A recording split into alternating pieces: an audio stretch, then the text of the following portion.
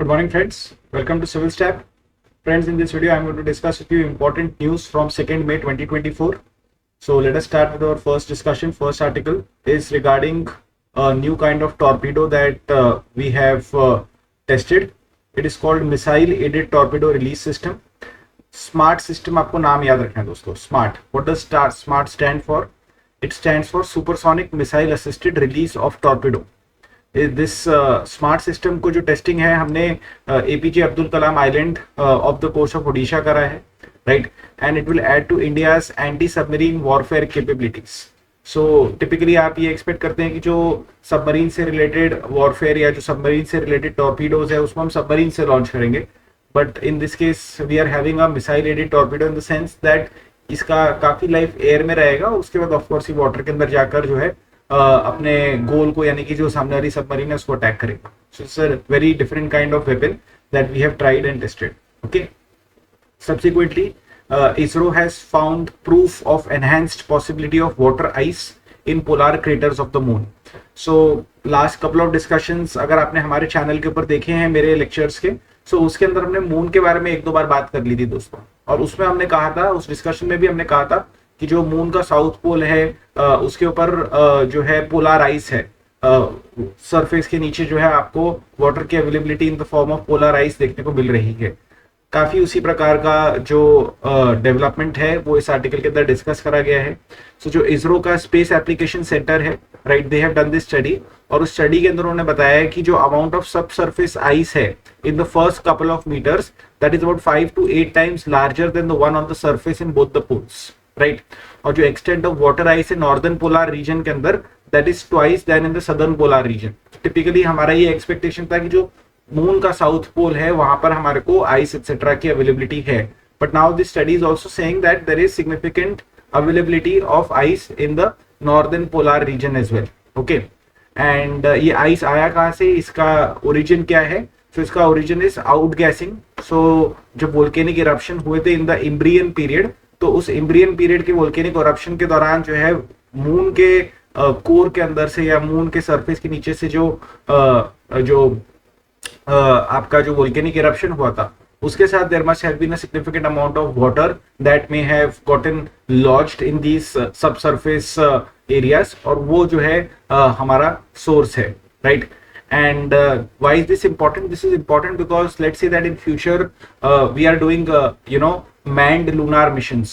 Yeah, we are developing a base on moon for further exploration of, let us say, moon and the solar system beyond. So हम हमारा जो base है या जो हम हमारा station है उसको कहाँ बनाएं, right? So availability of these resources will help us in determining कि where should the station be placed. So this is the importance of this article. Moving ahead to the next article, right? Plastic treaty talks conclude in Ottawa with little progress.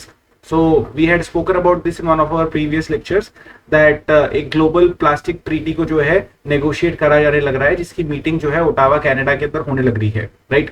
सो अब वो meeting conclude हो चुकी है दोस्तों, right. So depending upon whom you are asking आपको variety of जो है opinions मिलेंगे. कुछ लोगों के हिसाब से जो ओटावा के अंदर का जो मीटिंग था that was a failure, that did not result into significant progress.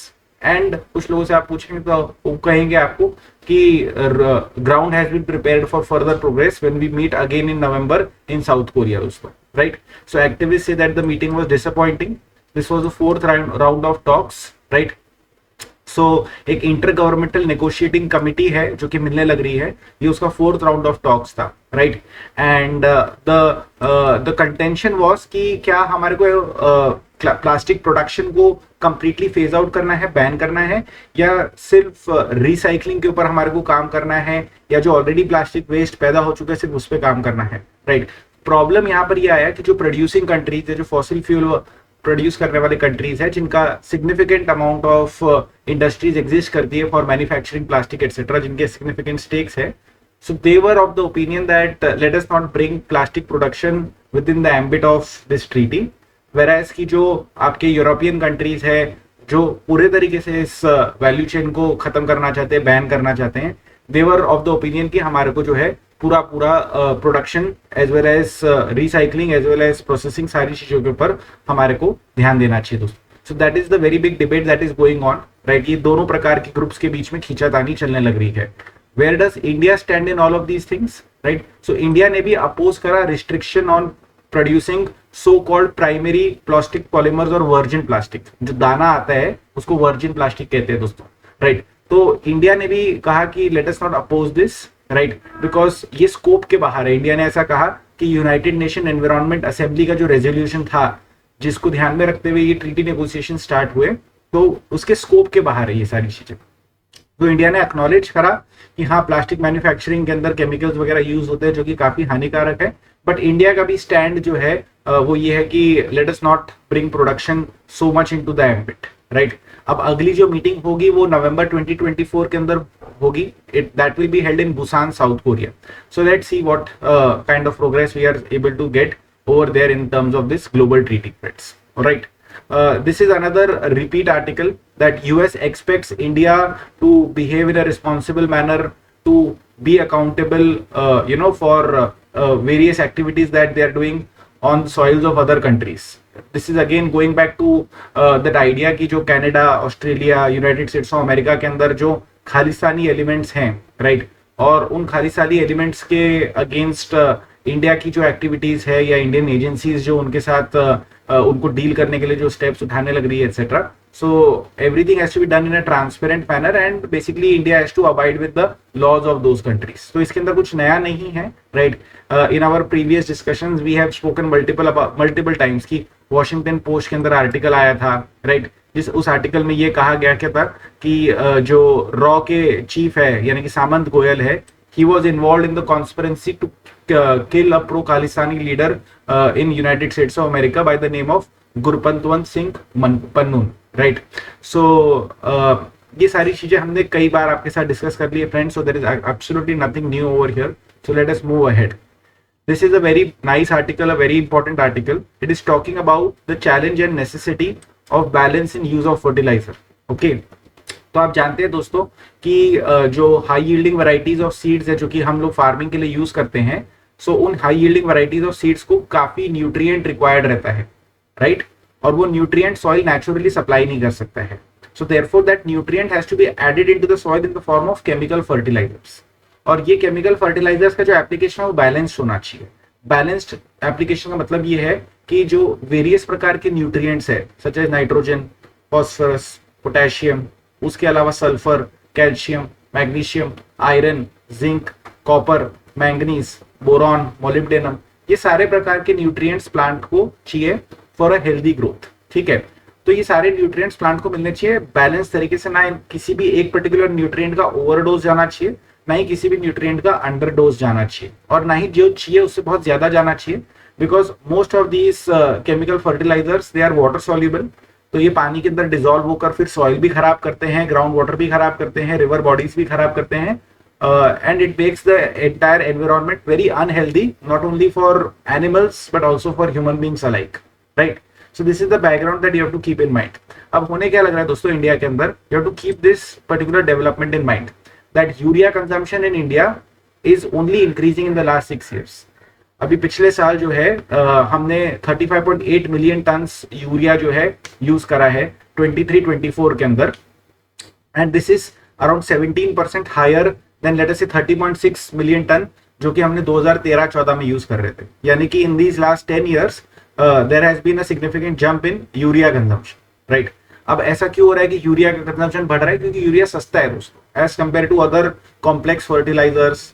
Urea सस्ता है तो फार्मर क्या सोचता है कि सस्ता है तो अच्छा है, राइट? तो यूरिया को ज्यादा अप्लाई कर देता है। इस चक्कर के अंदर यूरिया का जो है कंजम्पशन बढ़ने लग रहा है।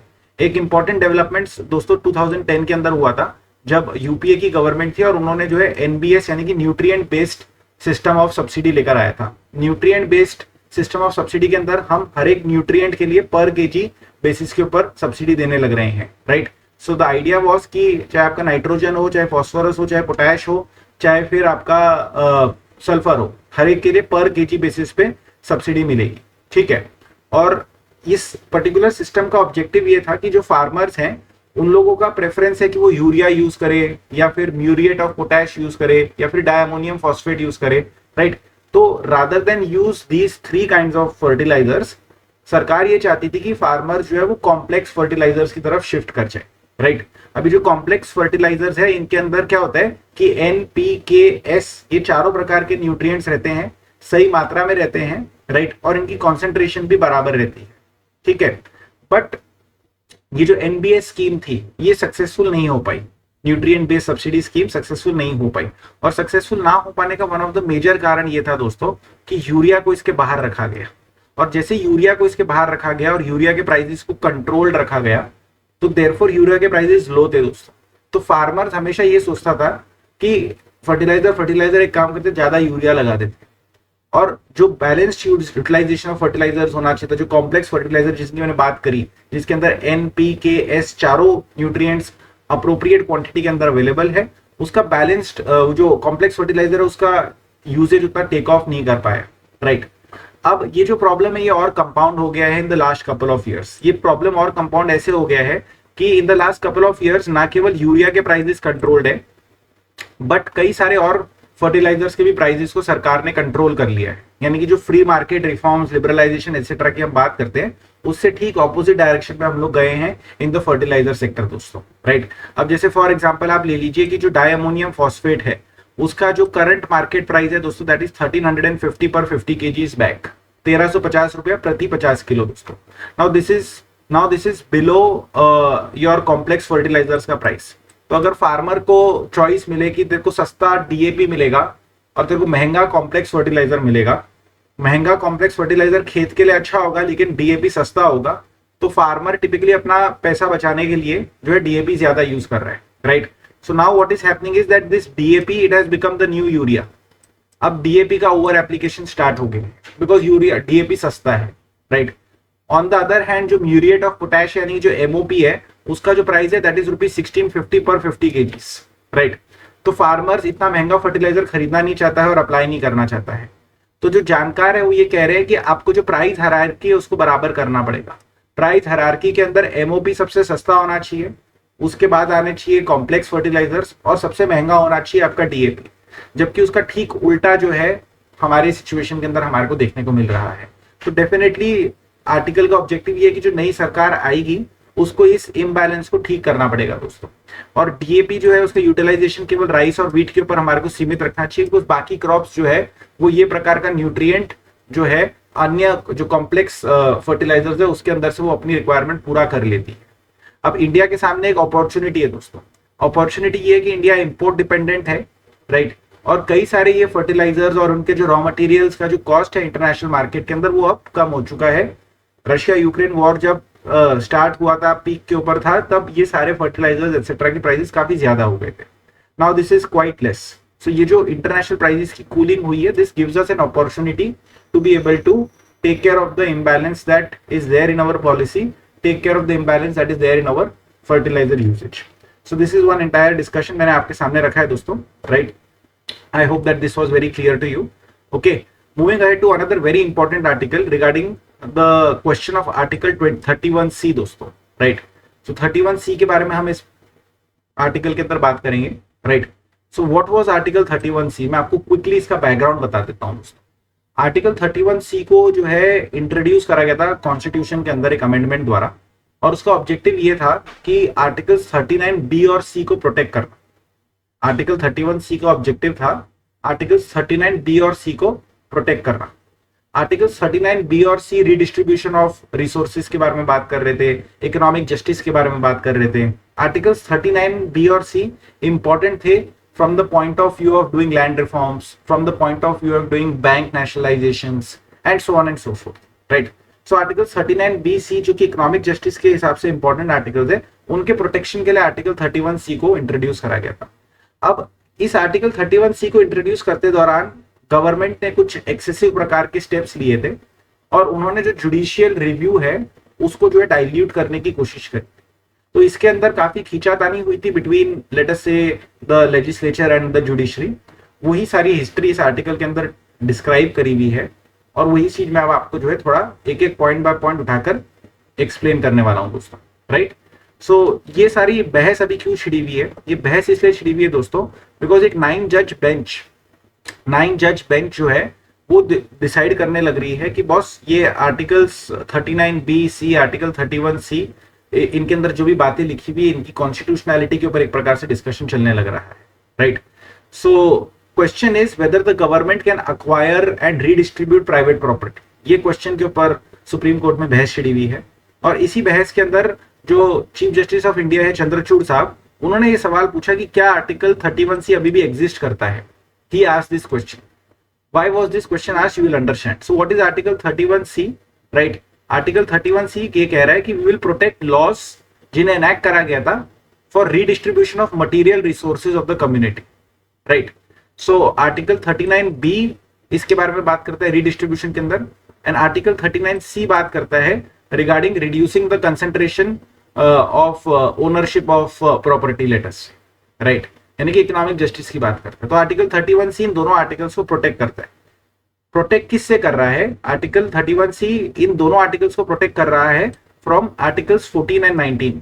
अब सपोज कर लीजिए कि आपने आके मेरी प्रॉपर्टी एक्वायर करने की कोशिश करी, राइट, और आपने उसको जो है सपोज कर लीजिए आपने उसको गरीबों में बांटने की कोशिश करी, राइट।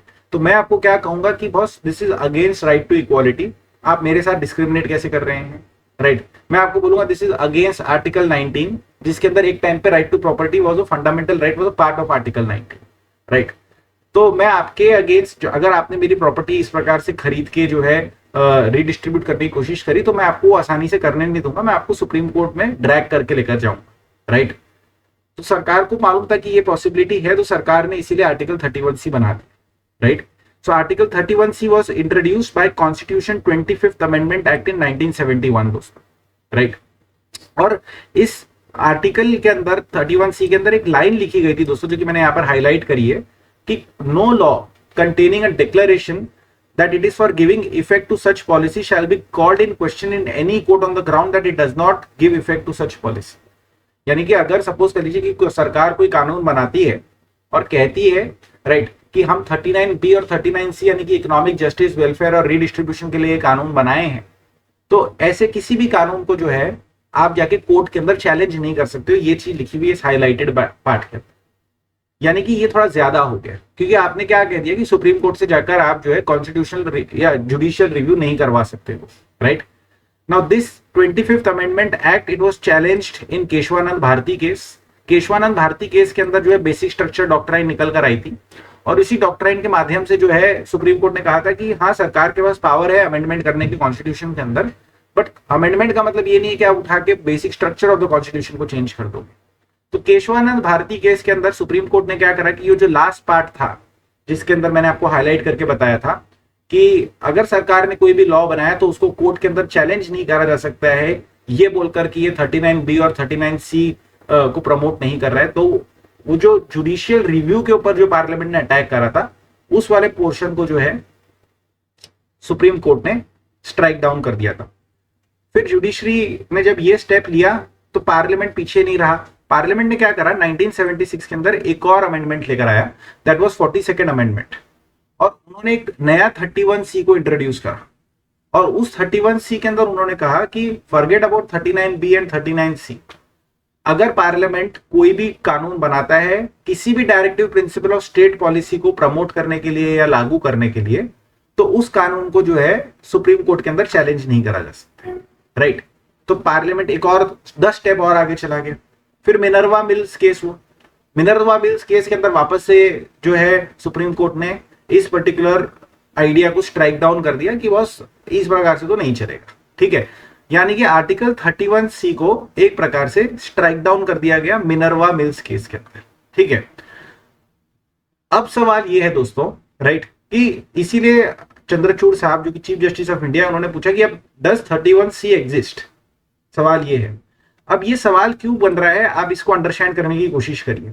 तो हुआ क्या कि हमने एक 31C लाए, ठीक है, केशवानंद भारती केस के अंदर उस 31C के एक पोर्शन को काट दिया गया।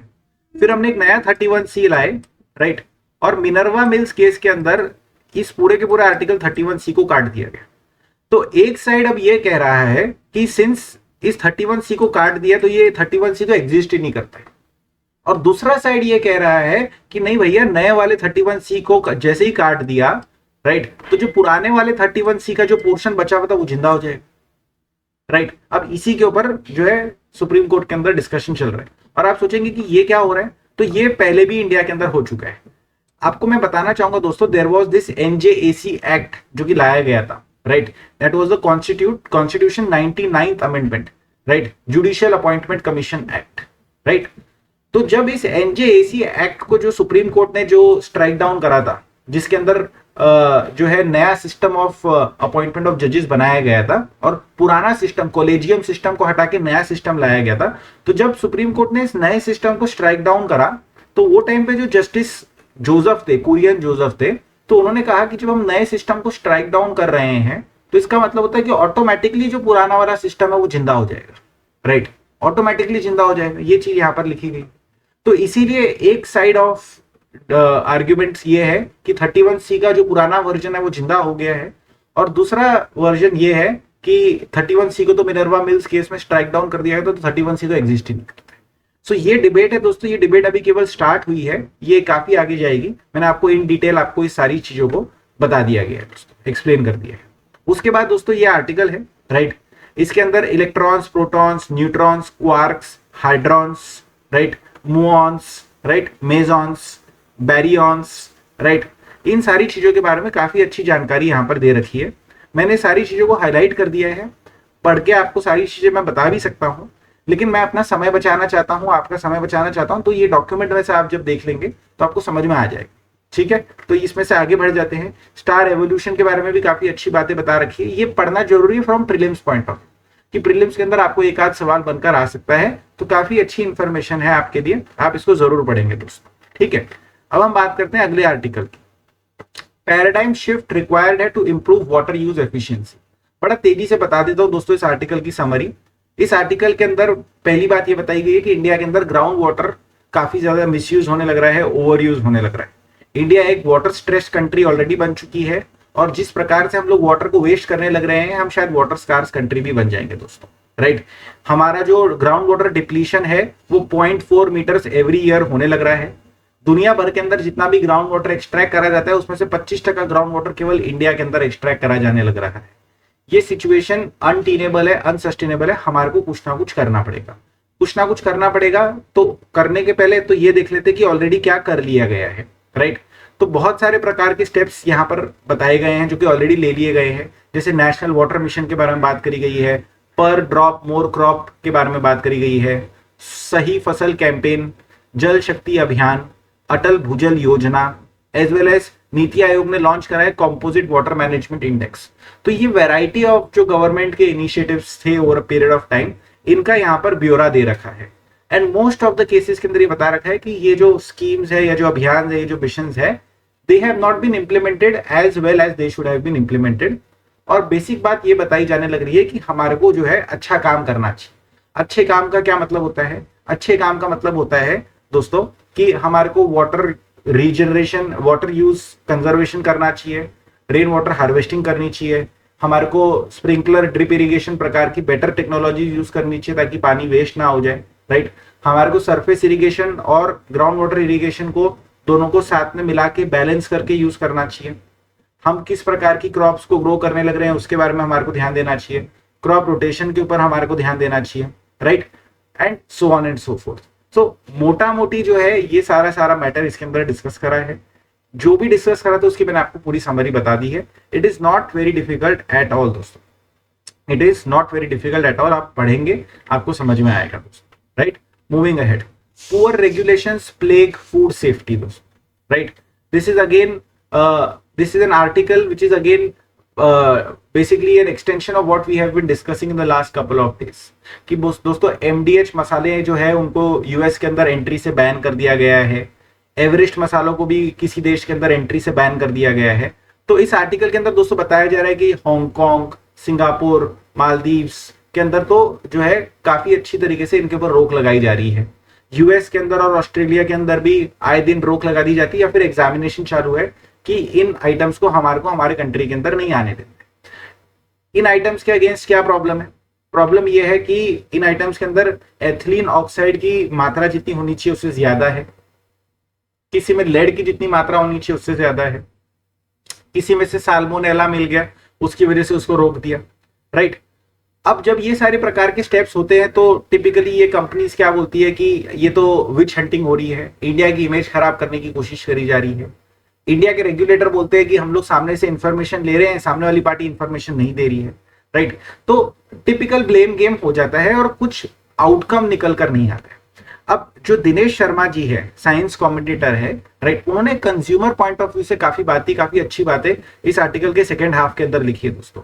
उन्होंने कहा है कि ये सारे एपिसोड्स जब होते हैं ना, तो फूड रेगुलेशंस के अंदर क्या लूप होल्स है, ओपेक प्रोसेसेस हैं, राइट, जो गुड मैन्युफैक्चरिंग प्रैक्टिसेस की एब्सेंस है, जो एनफोर्समेंट स्टैंडर्ड्स को नहीं लागू करा जाता है, जो टेस्टिंग सिस्टम के अंदर कमजोरी है, राइट, इन सारी चीजों के बारे में तो कोई बात ही नहीं करता है। इन सारी चीजों पे काम करा जाना चाहिए। साथ ही साथ जो एफएसएसएआई है, जो कि स्टैंडर्ड सेट करती है, इस आर्टिकल के सेकेंड हाफ के अंदर काफी अच्छे से एक्सप्लेन करा गया है कि कैसे एफएसएसएआई एज अ बॉडी को कैप्चर कर लिया गया है बाय इंडस्ट्रियल इंटरेस्ट्स या by lobbyists on behalf of industrial interests. तो इनका ये कहना है कि एफएसएसएआई इंडस्ट्री के बिहाफ पे काम करने वाली बॉडी एक प्रकार से दिखाई दे रही है, जबकि उसको कंज्यूमर के साइड से काम करना चाहिए।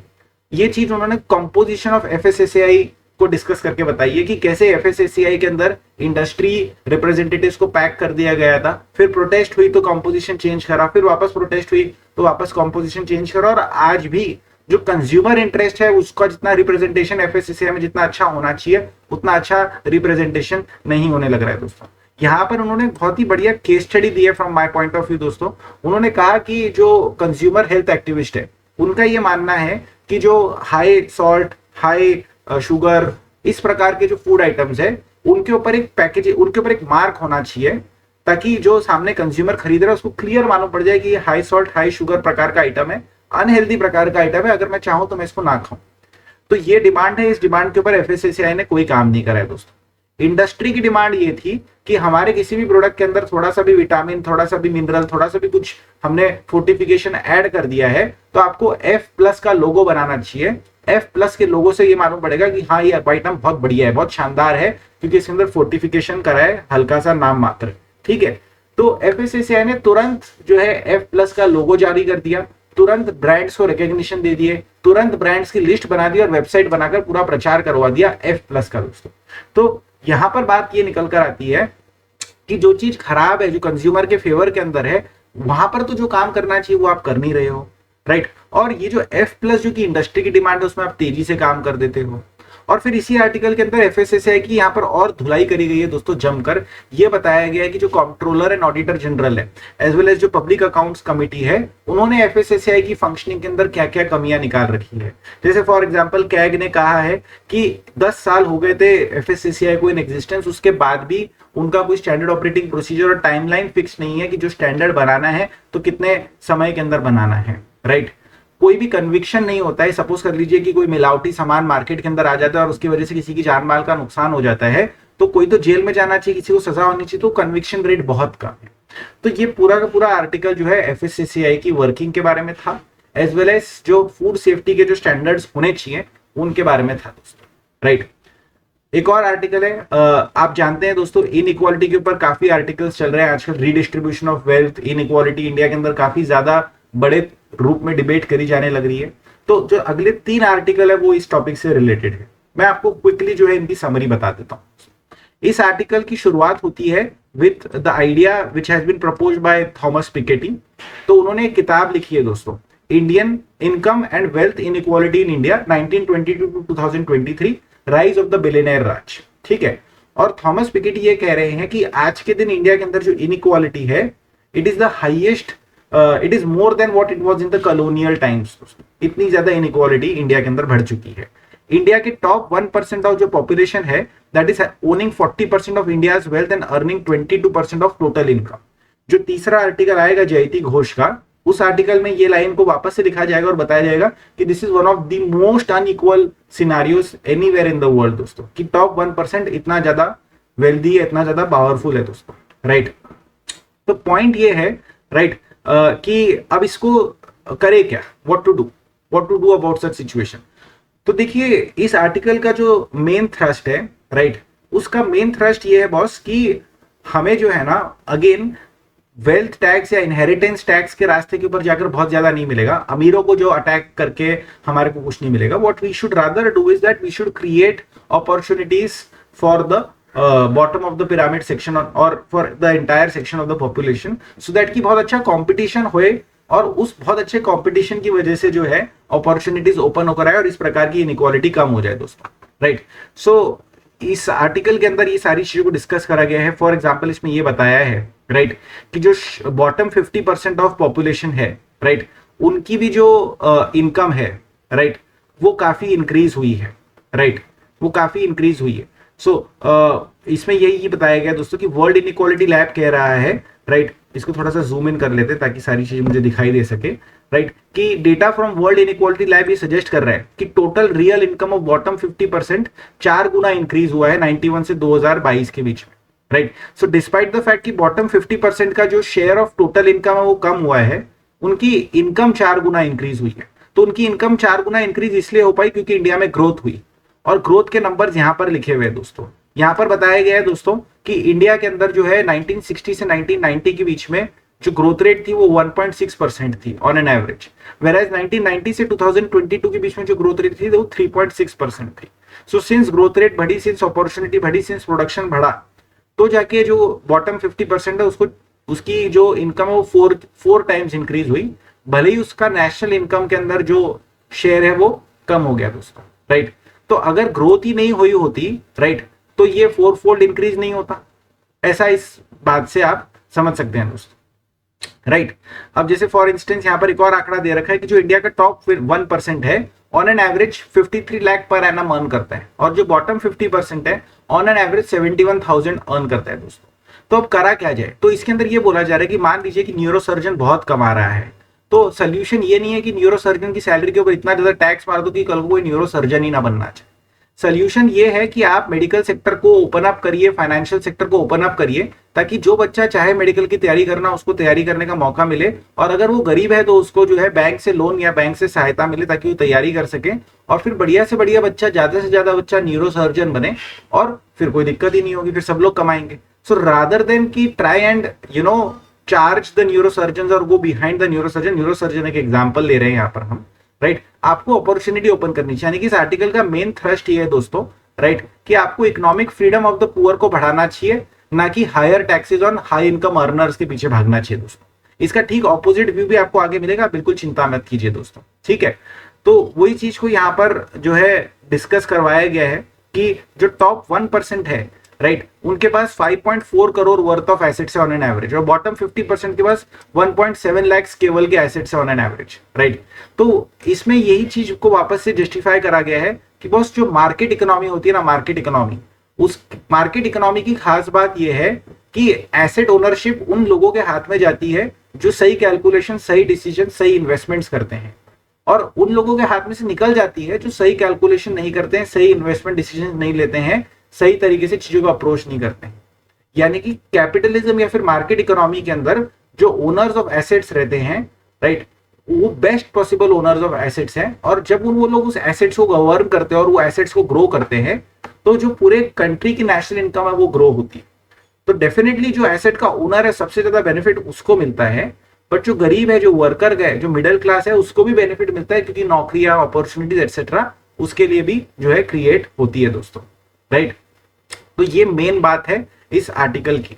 राइट. यही चीज को यहाँ पर बताया गया है. अब इसका ठीक ऑपोजिट व्यू हम ले लेते हैं. राइट. ये बीच वाला आर्टिकल है, ये बीजेपी के गौरव वल्लभ साहब है, उन्होंने लिखा है. अच्छा आर्टिकल है, मैंने हाईलाइट कर दिया है, आप देखिएगा. अब जयती घोष का आर्टिकल पढ़ते हैं जो इससे ठीक ऑपोजिट बात करेगा दोस्तों. अब जयती घोष के आर्टिकल के अंदर कुछ फैक्ट्स है दोस्तों, राइट, जो कि हमें अभी तक नहीं मालूम. पहला फैक्ट ये है कि जो इनहेरिटेंस टैक्स है, राइट, या टैक्स ऑन अल्ट्रा रिच है, अब ये G20 का मेन एजेंडा आइटम बन चुका है, बिकॉज ब्राजील जो है वो चाहते हैं कि ये मेन एजेंडा आइटम बने, और उन्होंने ये आइटम को मेन एजेंडा आइटम बना दिया. उसके अलावा दोस्तों ग्लोबल टैक्स इवेजन रिपोर्ट 2024 आई है, जिसके अंदर गैब्रियल जुकमैन इकोनॉमिस्ट और उनके कलीग्स ने जो है इस आइडिया को बहुत बेहतरीन तरीके से डेवलप करा है. उसके अलावा Brazil, Germany, Spain, south Africa के अंदर जो है एक प्रकार से कंसेंसस बन रहा है कि 2% टैक्स लगाया जाना चाहिए ऑन डॉलर बिलियनर्स दोस्तों. राइट। यूनाइटेड नेशंस के अंदर जब डिस्कशन हो रहा था तो इंडियन गवर्नमेंट खुद के रिप्रेजेंटेटिव्स ने जाके कहा है कि we are aligned with the idea that there should be taxation on wealthy individuals, right. ये चीज इंडिया के खुद के रिप्रेजेंटेटिव्स ने जाके कही है, राइट। इंडिया के खुद के कई सारे सेक्शंस ऑफ सोसाइटी ये चीज को मानते हैं कि इतनी ज्यादा इनइक्वालिटी की वजह से इकोनॉमी डिसफंक्शनल हो जाती है और जो सोसाइटी है उसके अंदर एक डिवीजन और एक अनहैप्पीनेस पैदा होती है दोस्तों। इंडिया के अंदर आज के दिन $200 बिलियनर्स है, जो कि दुनिया के थर्ड लार्जेस्ट नंबर है, 200। उसके अलावा इंडिया के शहरों के अंदर बहुत सारे कम से कम 1200 सेंटी मिलियनर्स है दोस्तों। इंडिया के अंदर कम से कम 1000 से 1200 सेंटी मिलियनर्स है। सेंटी मिलियनर्स यानी कि जिनका asset holding is greater than $100 million दोस्तों, राइट। तो ये नंबर जो है ये नंबर मैनेजेबल नंबर है। तो जयती घोष का ये कहना है कि हम मिडिल क्लास के ऊपर तो कोई नया टैक्स लगाने की बात कर ही नहीं, हम केवल ये 1000-1200 इंडिविजुअल या जो 1000-1200 परिवार है जिनके पास इतना पैसा है कि वो लोग चाहे जितनी शादियां कर ले खर्चा नहीं कर पाएंगे, चाहे जितनी कोशिश कर ले खर्चा नहीं कर पाएंगे, उन लोगों से हम एक छोटा अमाउंट ऑफ टैक्स कलेक्ट कर लेना चाहते हैं। और अगर हम केवल 2-2% भी इनसे जो है इनकी नेट वेल्थ को जो है अगर हम टैक्स के तौर पे ले लेते हैं तो सारा central government plus state government combined together मिलकर ग्रेटर देन 50% इंक्रीज कर सकता है अपने हेल्थ बजट के ऊपर दोस्तों, और सब लोगों को बहुत अच्छी हेल्थ केयर मिल सकती है। तो इस आर्टिकल का बेसिक थ्रस्ट यही है दोस्तों। इस आर्टिकल का बेसिक थ्रस्ट है कि कंसेंसस बनने लग रहा है, हमारे को सबको परेशान नहीं करना है, इनफैक्ट परेशान किसी को भी नहीं करते हैं, क्योंकि पैसा इनके पास इतना रखा है कि ये लोग इस पैसे को कभी नहीं खर्च पाएंगे, वो पैसा इनके लिए कोई काम का नहीं है दोस्तों, राइट। तो पास्ट के अंदर अब और जो आर्ग्यूमेंट दिया जाता है टिपिकली कि नहीं ये टैक्स नहीं लगाया जाना चाहिए, कलेक्ट करना मुश्किल होगा, है ना, और ज्यादा कलेक्शन आएगा भी नहीं, बेकार में टार्निश हो जाएगी, इमेज खराब हो जाएगी। तो बोले इमेज तो कोई खराब होने का है ही नहीं सवाल, क्योंकि पूरी दुनिया करने लग रही है और कलेक्शन में भी डिफिकल्टी नहीं आएगी, क्योंकि केवल 1000-1200 परिवारों से या इंडिविजुअल से हमारे को इसको वसूलना है और कलेक्शन बड़े आराम से हो जाएगा, क्योंकि उन्होंने कहा कि प्रॉपर्टी टैक्स जो कि इतना छोटा छोटा अमाउंट हम लोग इतने कॉम्प्लिकेटेड तरीके से सबसे कलेक्ट कर लेते हैं, उसमें हम लोग को कोई परेशानी नहीं आती है, तो इस टैक्स के अंदर हमारे को क्यों परेशानी आएगी। और उन्होंने इस चीज को रीआइट्रेट करा है दोस्तों कि ये जो वेल्थ टैक्स का जो कलेक्शन है इसका थ्रेशोल्ड काफी हाई रखना है, ताकि जो मिडिल क्लास प्रकार की फैमिलीज है, इवन अपर मिडिल क्लास प्रकार की फैमिलीज है, उन लोगों को ज्यादा टेंशन ना आए, राइट। और ऐसी बात भी नहीं है कि अगर आप बोल रहे हैं कि भाई इंडिया छोड़ के लोग चले जाएंगे, इंडिया से लोग भाग जाएंगे, लोग अपने एसेट्स को इंडिया के बाहर ले जाएंगे ताकि उनके ऊपर टैक्स ना लगे, तो बोले उसकी भी कोई टेंशन नहीं है। Automatic exchange of banking information होने लग रहा है, 142 नेशंस आपस में इन्फॉर्मेशन शेयर कर रहे हैं, इंडिया के पास भी इन्फॉर्मेशन सारी आ रही है, तो कोई छुप के भाग भी नहीं सकता है दोस्तों। तो बात यह है कि $200 बिलियनर्स को और लगभग 1000+ सेंटी मिलियनर्स को जो है टारगेट करना है, यानी कि 99.999% ऑफ पॉपुलेशन का इसके ऊपर कोई इंपैक्ट नहीं पड़ेगा और ठीक ठाक टैक्स कलेक्शन भी आ जाएगा। So this is my submission to you today. वापस मिलेंगे हम कल। Thank you so much, all the very best and जय हिंद ऑल ऑफ यू।